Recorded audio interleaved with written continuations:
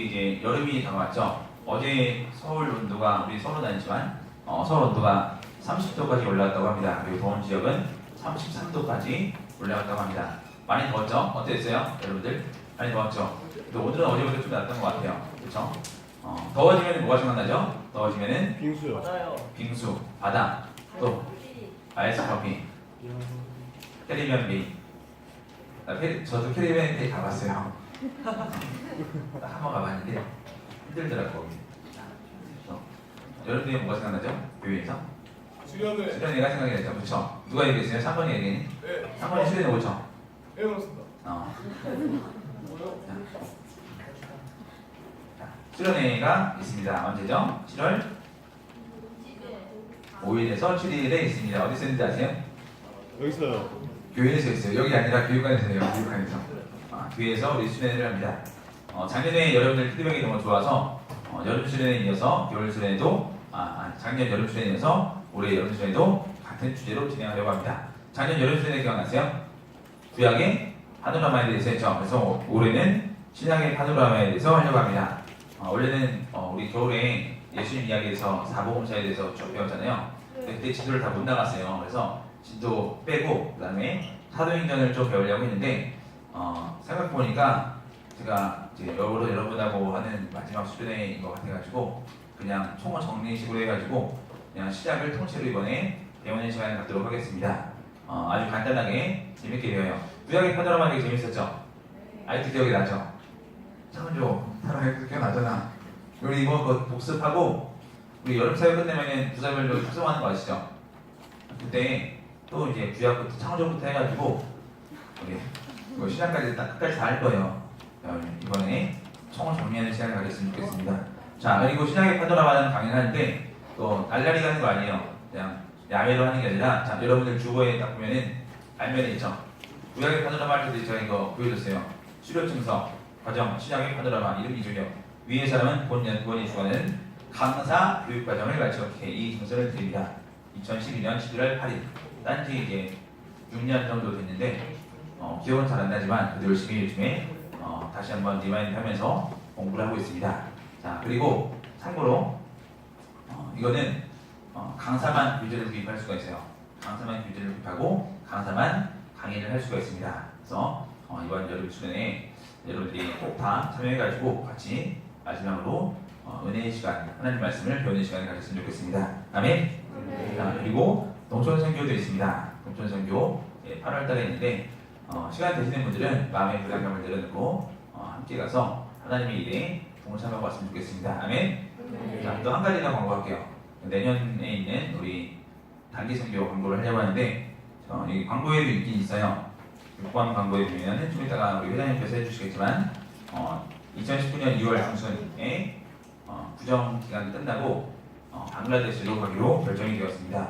물론 그때는 제가 없는데 미리 결정한 이유는 9월달에 접수할 때 그냥 허겁지겁 하는 것보다 가고 싶은 사람은 기도로 준비하고 또 그만큼 남은 3달 동안 재정도 준비하고 해서 준비된 것으로 이제 참여하는 게 좋을 것 같아서 미리 공지를 올립니다. 그리고 교육자가 바뀌어가지고 또 다른 친구를 가는 것보다 그리고 제가 3번 동안 이제 갔다 왔는데 제일 괜찮았던 것 같아요. 그래서 이곳으로 결정하게 되었습니다. 그래서 마음이 있으신 분들은 기도하면서 재정 모으면서 잘 준비했으면 좋겠습니다. 자, 말씀을 시작합니다. 말씀 시작하기 전에 우리 사진 좀 몇 개 보고 시작할게요.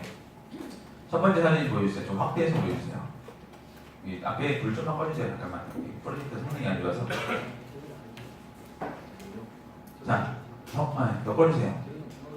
자, 그 옛날에 인터넷 커뮤니티에 많이 올랐던 사진 중에 하나인데 이분 나이가 몇 살인지 아세요? 이랑 씨? 31살이에요. 제가 몇 살인지 아세요? 봐봐. 45? 봐봐. 누가 더 많아 보이니? 나 서로. 내가 더 많아 보여. 누가 더 많아 보여? 이분이 훨씬 더 많아 보이죠?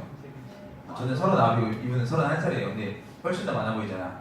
근데 이 당시에 많은 사람들이 이렇게 그 외모가 많이 좀 이렇게 사그셨어요. 물론 지금도 그런 분들이 있긴 하지만 한 장 더 볼까요? 이분 36이에요. 36. 36이 아니라 지금 66이라고 듣지 않을까요? 한잔 더 볼까요? 뭐를 드세요? 이덕화 씨거든요. 이덕화 씨. 잘 아시죠? 몇 살인지 아세요 이때? 20대. 아, 젊어 보이니? 35이셨어요. 근데 이덕화 씨도 청년 연기를 해본 적이 한 번도 없대요. 연기를 시작할 때부터 중년 연기부터 시작했대요. 얼굴이 사그라지고. 근데 80년대, 90년대 초까지 많은 사람들 얼굴이 자기 나이보다 더 많이 들어 보였습니다. 왜 그런지 아세요? 제가 추정하기는 삶의 무게를 좀 많이 져가지고 많이 늙은 것 같아요. 요즘에는 많이 젊어 보이죠, 사람들이. 네. 저도 어디 가서 30대로 안 봐요. 저도 이제 여러분하고 있어도 사실 그렇게 어색하지 않잖아. 휴게소 이러다 봐. 봐봐. 이러다 봐. 이러다 봐 이렇게. 별로 어색해 보이지 않아요, 둘이? 괜찮지 않아요? 저를 봤을 때? 형 동생한테 있겠죠? 규현이 형 해서 사람들이 이렇게 어색해 하지 않아요. 그치 형? 요즘에는 재석이 형이 몇 살인지 알아요? 유재석 형? 재석이 형이 저보다 8살 많아요. 8살. 72년생인 거죠. 47이에요. 47처럼 보이지 않잖아요. 근데 옛날보다 좀 잘 먹기도 하고 잘 주기도 하고 이제 화장품도 좀 발달이 돼가지고 그 이전보다는 좀 더 젊음을 유지하고 있는 것 같습니다. 근데 우리 아버지 세대에는 삶의 무게가 너무나 많아가지고 되게 외모로 드러나는 경우들이 이렇게 많이 있었습니다. 그리고 삶의 무게가 힘들다 보니까 무거운 짐을 지고 그 무거운 짐 때문에 가족을 위해서 무거운 짐을 졌는데 가족에게 그 위로받지 못하는 경우들도 너무나도 많았습니다. 여러분들 아버지 정도 되면 그래도 가족이랑 조금은 소통을 하는 것 같아요. 근데 옛날 아버지들은 가족이랑 소통을 못했습니다. 가족에게 모든 걸 다 퍼부어 줬는데 가족을 위해서 목숨까지 버렸는데 가족을 위해서 헌신한 만큼 가족에게 사랑을 받지 못하고 위로를 받지 못하는 경우들이 많이 있었습니다. 그래서 권면하기는 여러분들이 부모님의 짐을 조금 덜어주었으면 좋겠어요. 그거 아세요? 전자제품들이 많이 있죠? 근데 전자제품이 계속해서 발달돼가는 이유는 뭔지 아세요? 전자제품의 발전 속도는 매우 빠르죠. 근데 그 매우 빠름을 이제 감당하는 이유는 그만큼 뭐가 있어서 그런지 아세요? 수요 계층이 있어서 그런 거예요. 그걸 사는 사람이 있으니까 계속해서 빠른 속도로 발전을 해 나갑니다. 빨리 발전하지 못하는 게 있죠. 뭐가 있죠? 책. 재본 기술은 사실 그렇게 많이 발전하지 않잖아요. 또 뭐가 있죠? 운동기구. 운동기구 빨리 발전하나요? 아니, 운동기구도 옛날이랑 지금이랑 똑같아요. 또 뭐가 있죠? 발전하지 못하는 것들? 이 마이크도 옛날이랑 지금이랑 거의 차이 없어요. 조명도 그렇고. 근데 이상하게 전자제품들은 발전을 빨리 합니다. 그리고 그 중에 남자들이 좋아하는 거는 사실 쓸모없는 것들이 많아요. 남자들이 좋아하는 전자제품은 뭐가 있죠? 보통? 게임기. 게임 있죠. 컴퓨터, 카메라. 그렇게 있어도 되고 없어도 되는 그런 것들이 많습니다. 근데 여자들에게 필요한 것은 좀 그렇지 않죠. 여자들이 좋아하는 전자제품은 뭔지 아세요? 화장? 아니, 화장은 전자제품이 아니에요. 여자들이 좋아하는 전자제품은 가사 도둑을 좀 줄여주는 것들이 많이 있습니다. 그래서 어머니들의 수고를 덜어주는 전자제품들이 많이 있습니다. 뭐가 있죠? 냉장고도 있죠. 냉장고가 없으면 김치를 매일 해야 돼요. 그러니까 조선시대 엄마들이 힘들었던 게 뭐냐면은 김치를 매일 해야 되는 거예요. 왜? 냉장고가 없어요. 그래서 아침마다 김치를 담갔습니다. 아침마다 불을 끓이고 아침마다 밥을 해요. 근데 요즘은 그렇지 않잖아요. 요즘에는 밥을 하고 나서도 그냥 어디 일회용기에 넣어가지고 냉장고에 올려놓더라고. 우리 집은 그렇게 먹어요. 맛이 없긴 하지만. 또 생선도 마찬가지잖아. 생선도 요즘에는 지고부장 딱 돼가지고 냉동실에 넣어서 그때 끊어 먹으면 되잖아요. 옛날에는 그런 게 없어요. 그냥 그때 다 해먹어야 돼. 그러니까 힘든 거예요. 냉장고 때문에 엄마들이 많이 편해졌죠. 또 엄마들이 되게 편해하는 거 뭐가 있어요? 청소기 있죠. 청소기 없으면 얼마나 힘든지 아세요? 막 쓸어야 돼. 이렇게 쓰는데 쓸려 안 쓸려요. 쓸고 나서 또 이렇게 닦아야 돼. 근데 요즘에 청소기도 두 개가 나왔어. 스팀 청소기 알죠? 스팀 청소기 말고 물걸레 청소기도 있어요. 우리 집에도 있는데 쓰지 않아요. 이렇게 사는 거 쓰지 않아, 청소를 해서 안 쓰는데 이렇게 많이 이제 돌아오면서 혼자 이렇게 막 걸레질 하는 청소기도 있어요. 그러니까 넓은 데 청소하기 편하겠죠. 그리고 심지어 지금 넓은 데는 그것도 있죠. 로봇 청소기도 있는 데 있죠. 로봇 청소기 집에 있는 사람. 아, 현섭이 있어요? 야, 옆집에? 아니 집에. 아, 내 집에? 로봇 청소기 있는 집은 넓은 집인데. 야, 자, 또 뭐가 있죠? 엄마들이 제일 좋아하는 거. 세탁기 없었어, 세탁기. 옛날에 세탁기 없어가지고 우리 집에는 세탁기 들어온 지 그렇게 오래 안 돼요. 저희 어머니가 저희 아버지 계실 때까지 세탁기 없었어요. 그러니까 제가 10살 때까지 89년도까지 세탁기 없었고 제가 중학교 들어갈 때 세탁기를 샀던 것 같은 기억이 나요. 그러니까 그 전까지는 손빨래하고 탈수기만 있었어요. 탈수기. 그러니까 세탁기가 오고 나니까 빨래하는 게 참 편하죠. 그리고 요즘에 제일 인기 있는 전자제품 하나가 뭔지 아세요? 가전제품? 엄마들이 제일 좋아하는 거? 건조기, 빨래 건조기.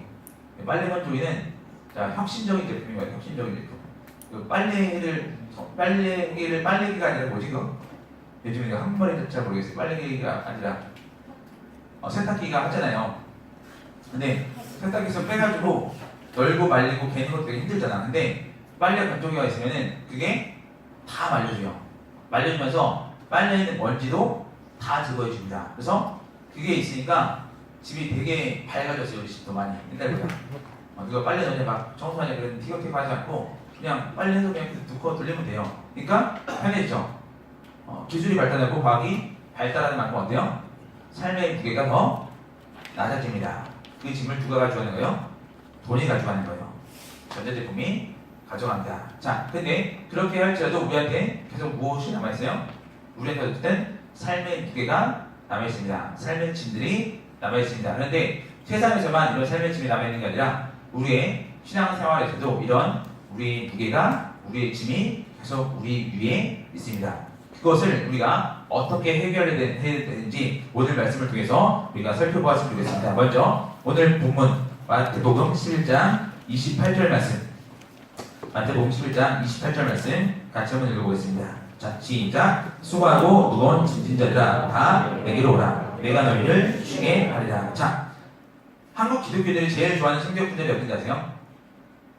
옛날에 투표를 했는데 제일 좋아하는 성경 구절이 어디냐면은 시편 23편이에요. 시편 23편이 뭐죠? 여호와 나의 목자시니 내게 부족함이 없으리로다. 그가 나를 푸른 초장에 누이시며 쉴만한 물가로 인도하십니다 해서 이미지가 일단 좋잖아. 푸른 풀밭, 쉴만한 물가. 뭐야? 캠핑한 거랑 똑같잖아요. 놀러 가는 거랑 똑같잖아. 그러니까 거기를 되게 엄청나게 좋아합니다. 그 다음 좋아하는 구절이 여기에요. 뭐예요? 수고하고 무거운 짐자들아 다 내게로 오라. 내가 너희를 쉬게 하리라 라고 합니다. 자, 여기서 좋아하는 이유는 돈 버는 거 힘들죠? 공부하는 것도 힘들죠? 그냥 아무것도 안 해도 힘들죠? 근데 주님께 나오면은 내가 너희를 쉬게 하리라 라고 합니다. 자, 여기서 이 쉼 때문에 이 본문을 매우 좋아합니다. 근데 이 쉼이 어떤 쉼인지 우리는 꼭 알아야 돼요. 우리가 생각하는 쉼은 뭐죠? 우리가 생각하는 쉼은 아무것도 하지 않는 거예요. 아무것도 하지 않고 누가 나에게 해주는 밥을 먹고 누가 내 빨래를 대신해주고 내 방 청소를 대신해주고 나는 내가 하고 싶은 것을 하는 게 우리가 생각하는 쉼입니다. 근데 생각해보니까 이렇게 늙고 있는 사람들 많죠?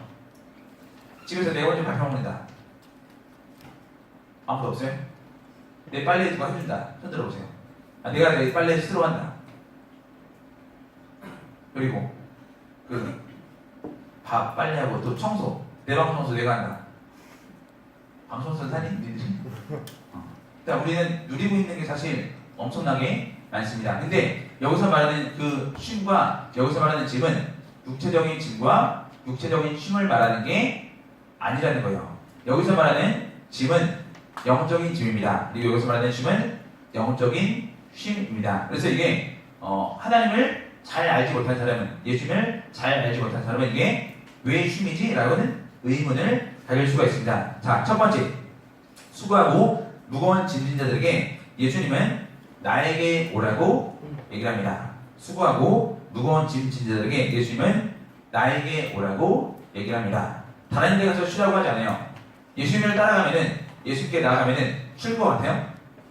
아니요. 예수님을 따라가면은 쉬지 않습니다. 왠지 아세요? 이때 예수님께서 사역한 지 거의 1년 정도 되었을 때입니다. 잘 아시겠지만 예수님은 갈릴리 지역, 사마리 지역, 유대 지역을 계속해서 돌아다녔습니다. 그리고 예수님은 제자들과 사역을 하면서 잠을 거의 자지 않으셨어요. 밤 늦게까지 사람들에게 가르치고 밤 늦게까지 고쳐주시고 또 새벽 미명에 일어나서 한적한 곳으로 기도하러 가시고 기도가 끝나면 또 바로 그 아침부터 사역을 하셨습니다. 예수님이 이렇게 사역하는데 제자들은 그냥 자기 자고 싶을 때 자고 먹고 싶을 때 먹고 그럴 것 같아요? 아니요. 그렇지 않아요. 예수님께 나가면은 예수님과 똑같은 삶을 살아야 됩니다. 그러니까 육체적인 힘을 말하는 게 아니라는 거예요. 여기서 말하는 수고하고 무거운 짐진 자들이 어떤 사람인지 우리가 반드시 기억할 필요가 있습니다. 여기서 말하는 짐은 어떤 짐이냐면은 좀 전에 말한 것처럼 영적인 짐이라고 말할 수가 있습니다. 자, 그러면은 이 영적인 짐이 구체적으로 무엇을 말하는지 여러분에게 알려드리겠습니다. 자, 여기서 말하는 영적인 짐은 율법으로 구원받으려고 하는 부담감입니다. 여기서 말하는 영적인 짐은 율법으로 구원받으려고 하는 부담감이라고 표현할 수가 있습니다. 특히 정통 유대인들, 바리새인들, 이 사람들은 어떻게든 율법을 지키려고 합니다. 그리고 율법을 지키지 못하면은 그 사람들에게 그것은 매우 큰 치욕이 되어버리는 거예요. 율법을 지키지 못하면은 이 사람에게는 이것이 자기 명예를 크게 실추하게 되는 치욕이 되어버립니다. 그래서 이들은 율법을 어떻게든 지키려고 해요. 근데 율법이 나빠요? 율법은 나쁜 걸까요? 좋은 걸까요? 율법은 좋은 거예요. 잘 기억하세요. 율법은 나쁜 게 아니라 율법은 좋은 거예요. 근데 왜 이게 잘못인지 아세요?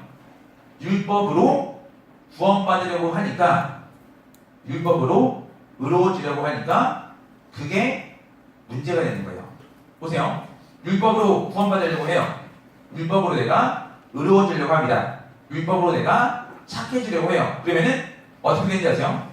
하나님 말씀을 지킬 때 나한테 기쁨이 있는 게 아니라 하나님 말씀을 지킬 때 나한테 큰 부담감이 주어집니다. 왜냐면은 혹시 내가 실수하지 않을까?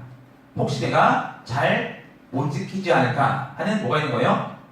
부담감이 있는 거예요. 우리는 주의 말씀대로 살아갈 때 어때요? 기쁘죠?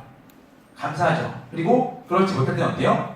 기도하면 돼요. 회개하면 되고. 근데 이 사람에게는 그게 명예랑 이어지고 이 사람에게는 이것이 구원과 이어지기 때문에 율법을 지키지 못하는 부담감이 훨씬 더 많습니다. 주의 뜻을 준행한다는 하나님의 말씀대로 살아가는 기쁨은 없어요.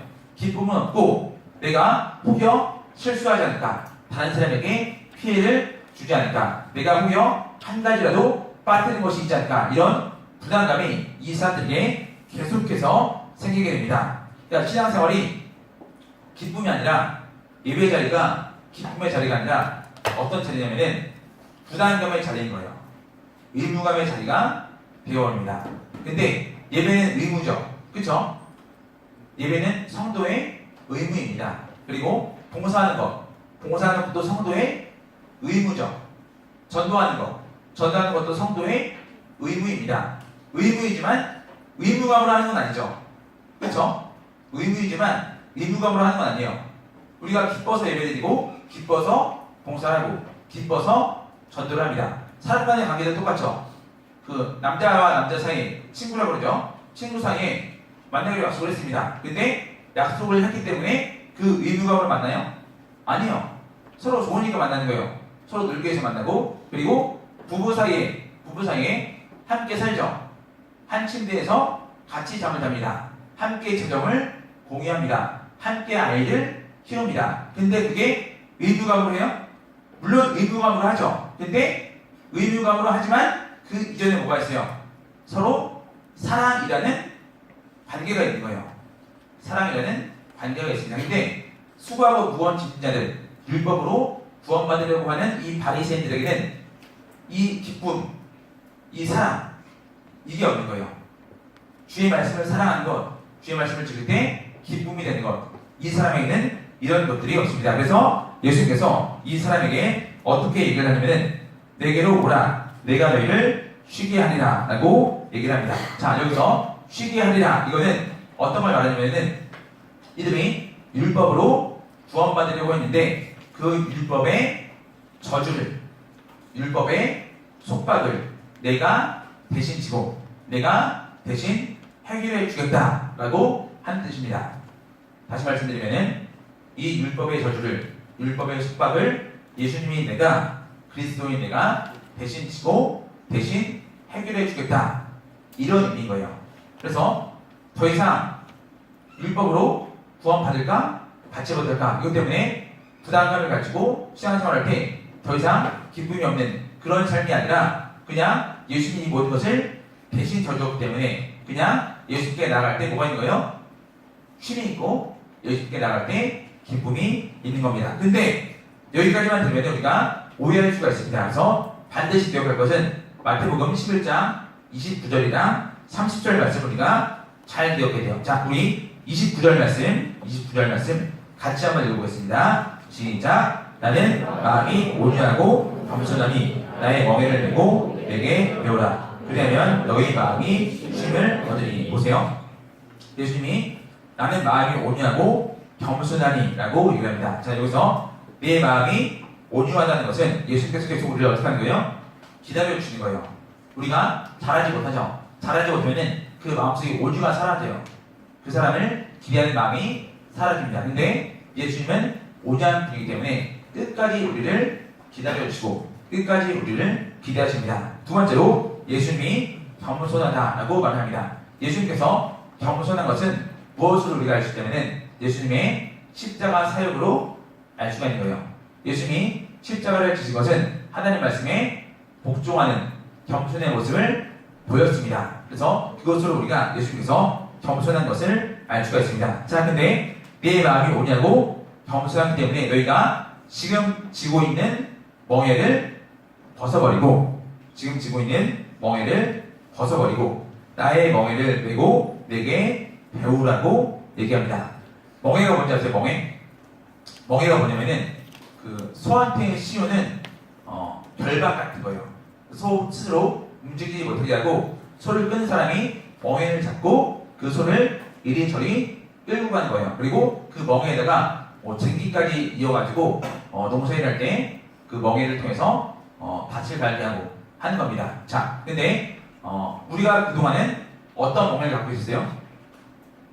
율법의 멍에를 메고 있었습니다.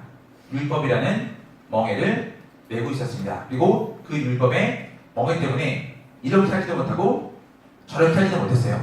근데 예수님이 그 율법의 멍에를 벗어버리고 내게 와서 예수님의 멍에를 메라고 합니다. 자, 근데 예수님의 멍에가 뭔지 우리가 똑바로 알아야 돼요. 여기서 말하는 내게 와서 내 멍에를 메라 할 때 이 멍에는 뭐냐면은 예수님의 십자가입니다. 그러니까 예수님께 와서 쉼을 얻는 사람은 다른 쉼을 얻는 게 아니에요. 자기를 부인하고 자기 십자가를 지고 예수님께 나아가는 사람이 예수님의 멍에를 메고 예수님의 주시는 진정한 쉼을 누릴 수 있다고 이 본문에서 말을 하고 있는 것입니다. 자, 그래서 우리가 뒤에 말씀, 나는 마음이 온유하고 겸손하니 나의 멍에를 메고 내게 배우라. 그리하면 너희 마음이 쉼을 얻으리니 라고 얘기를 합니다. 너희 마음이 쉼을 얻으리니. 예수님께 나아갈 때만, 예수님의 말씀대로 살아갈 때만, 예수님 한 분만으로 기뻐할 때만 우리가 진정한 쉼을 누릴 수가 있습니다. 그 외에는 진정한 쉼이 절대로 없습니다. 이제 제가 3월달부터 지지난주까지 해가지고 매주 월요일마다 저기 청담역에 있는 이제 이슬람 교육원에 가서 교육을 받았는데 그 모든 과정이 끝나고 수료하게 되었습니다. 지난 3달 동안 저는 엄청 좋았어요. 엄청 기쁘고 엄청 감사했습니다. 왜 좋았냐면은 신학교를 졸업한 이후로 처음으로 정규적인 이제 교육 과정을 밟은 거예요. 그리고 혼자만의 시간을 그때 오랜만에 가졌습니다. 혼자 전철 타고 2시간 타고 와서 청담역까지 왔다 갔다 하는 그 시간이 엄청 좋았어요. 그리고 제가 듣고 싶은 강의를 듣는 그 시간도 엄청 좋았습니다. 그리고 그게 제가 관심 있는 분야랑 이어지기 때문에 또 더욱더 감사하고 또 하나님의 나라가 계속해서 확장되고 있는 것을 또 듣게 돼서 매우 감사했습니다. 그래서 이 시간이 저한테는 매우 큰 쉼이 되었어요. 매우 큰 안식이 되었습니다. 우리에게 있는 쉼은 다른 쉼이 아니에요. 내가 먹고 싶을 때 먹고 자고 싶을 때 자고 내가 하고 싶은 것을 하고 그게 쉼이 아니에요. 진짜 쉼은 뭐냐면은 물론 육신적인 쉼도 쉼이겠지만 진짜 쉼은 뭐냐면은 우리가 예수님께 가까이 가는 게 예수님의 뜻을 알아가는 게 그게 진짜 쉼입니다. 그래서 우리가 세상적인 부담감을 가질 필요가 하나도 없는 거예요. 예수님께 나가면은 그때 진정한 쉼을 누릴 수가 있습니다. 자, 근데 이 멍에가 어떤 멍에이냐면은 자, 마태복음 11장 30절에 나왔습니다. 우리 30절 말씀 같이 한번 읽어볼게요. 30절 시작. 이는 내 멍에는 쉽고 내 짐은 가벼움이라 하십니다. 자, 여기서 내 멍에는 쉽다라고 얘기를 합니다. 내 멍에는 쉽다고 얘기를 합니다. 근데 잘 아시겠지만 아까 예수님의 멍에 뭐라고 그랬죠? 예수님의 멍에는 십자가라고 했죠. 근데 십자가가 쉬워요? 십자가가 쉬워요? 아니요. 십자가를 지는 것은 쉽지 않습니다. 내가 내 십자가를 지는 것도 쉽지 않아요. 근데 예수님은 왜 이 멍에가 쉽다고 했냐면은 여기서 말하는 쉽다는 누구나 할 수 있다 그게 아니에요. 누구나 할 수 있다 그게 아니라 예수님께서 주시는 이 멍에는 우리한테 잘 맞는다는 거예요. 예수님이 주시는 이 멍에는 우리한테 잘 맞는다는 겁니다. 예수님 직업이 뭐였죠? 직업이? 목수였죠. 자, 멍에는 뭘로 만들죠? 나무로 만들어요.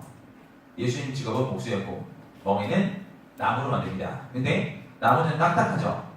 그 딱딱한 나무로 멍에를 잘못 만들면은 멍에를 쥐고 있는 소가 어떨까요? 아파요. 불편하고 아프겠죠. 이렇게 생각하면 돼요. 그 신발 새로 살 때, 특히 구두를 새로 살 때 잘못 사면 어때요? 작은 신발을 샀어. 작은 구두를 샀어. 그러면은 발가락이 아프고 발톱이 꼽힐 것 같죠. 그리고 뒤꿈치가 좀 거친 신발을 샀어. 그러면은 계속해서 뒤꿈치가 까지고 피가 나고 그래서 불편하겠죠. 근데 딱 맞는 신발을 사면은 발이 편안합니다. 발이 편하네요. 그러니까 여기서 말하는 내 멍에가 쉽다라는 것은 십자가가 우리한테 딱 맞다는 거예요. 십자가가 쉽다는 게 아니라 우리 삶에 딱 맞다는 겁니다. 왜 딱 맞는지 아세요?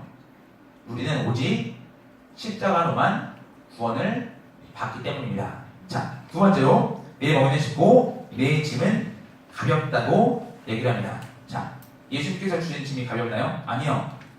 예수님이 우리에게 주시는 짐은 절대로 가볍지 않습니다. 원수를 사랑하라는 게 가벼워요? 아니요. 절대로 가볍지 않아요. 눈으로만 간음을 해도 간음이라고 하는 게 가벼워요? 아니요. 절대로 가볍지 않습니다. 근데 예수님은 내 짐은 가볍다고 얘기합니다. 왜 가벼운지 아세요? 이 짐은 사랑으로 지는 짐이기 때문에 가벼운 거예요. 의무감으로 짐을 지게 되면 어때요? 무거워요. 의무감으로 짐을 지면은 무겁습니다. 근데 사랑으로 짐을 지면은 가벼워요. 남자들이 제일 가기 싫어하는 데가 군대잖아. 근데 의무감으로 가요. 의무감으로 가지 않으면 깜빡하니까. 깜빡하는 것보다는 군대 가는 게 나니까 가요. 근데 기쁘게 가요? 아니요. 의무감으로 가는 거예요. 그러니까 날마다 휴가를 기다리죠. 날마다 제대하는 날 기다리고 이제 군대 가지 한 달밖에 되지 않은 애들도 전역하는 날짜 막 새우 입고 하고 있잖아. 왜 그래요? 거기 있는 게 싫어서 그런 거예요. 의무감으로 있으니까. 근데 기쁨으로 가는 사람들 있죠. 내가 자원해서 경찰이 되거나 내가 자원해서 직업군인이 되거나 육사에 가는 사람들, 이 사람은 기쁨으로 가죠. 그러니까 이 사람들은 제대하는 날을 기다리지 않아요. 내가 진급하는 날을 기다리지 제대하는 날을 기다리지 않아요. 이게 기쁨으로 하냐 사랑으로 하냐 아니면은 의무감으로 하냐 이거랑 똑같은 거예요. 이거랑 요즘에 저희 딸이 둘인데 이 두 딸이 저한테 와서 서로 질투하고 경쟁하는 게 뭐냐면은 자기를 먼저 안아달라고 하거나 자기를 먼저 업어달라고 하는 거예요.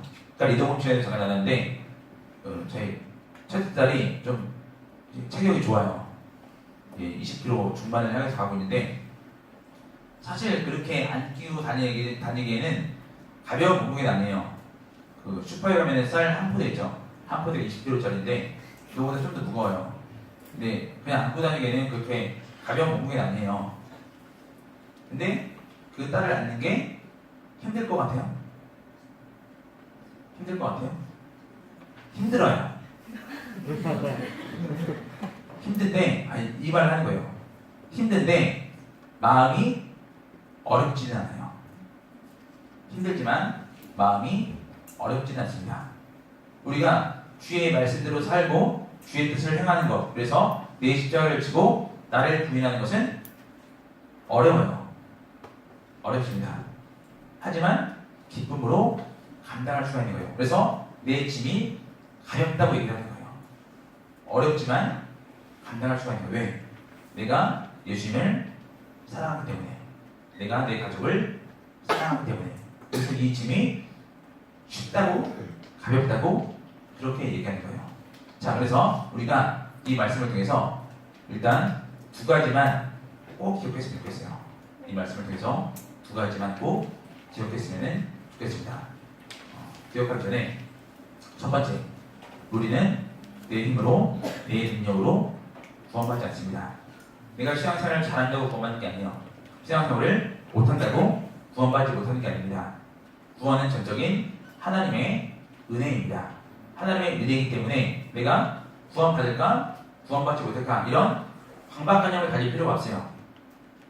하나님의 은혜이기 때문에 하나님 나에게 그냥 주시는 것이기 때문에 내가 구원받을까, 구원받지 못할까 이런 강박관념을 가질 필요가 전혀 없습니다. 그래서 신앙생활을 할 때도 예배를 드릴 때거나 봉사를 할 때거나 전도를 할 때거나 여러분들이 교회를 나오면서 절대로 부담감을 갖지 마세요. 강박관념을 절대로 갖지 마세요. 물론 의무감으로 교회를 나와야 돼요. 성도의 의무이기 때문에. 의무감을 가지고 봉사를 하고 의무감을 가지고 전도를 해야 됩니다. 근데 거기에 계속 얽매이지 말라는 거예요. 의무감이라는 이면에 뭐가 있어요? 사랑이 있는 거예요. 그 사랑으로 하는 거예요. 그 사랑으로. 그래서 교회 안에 있는 어떤 잘못된 전통 때문에 그 전통에 내가 잘 보이려고 할 필요 없어요.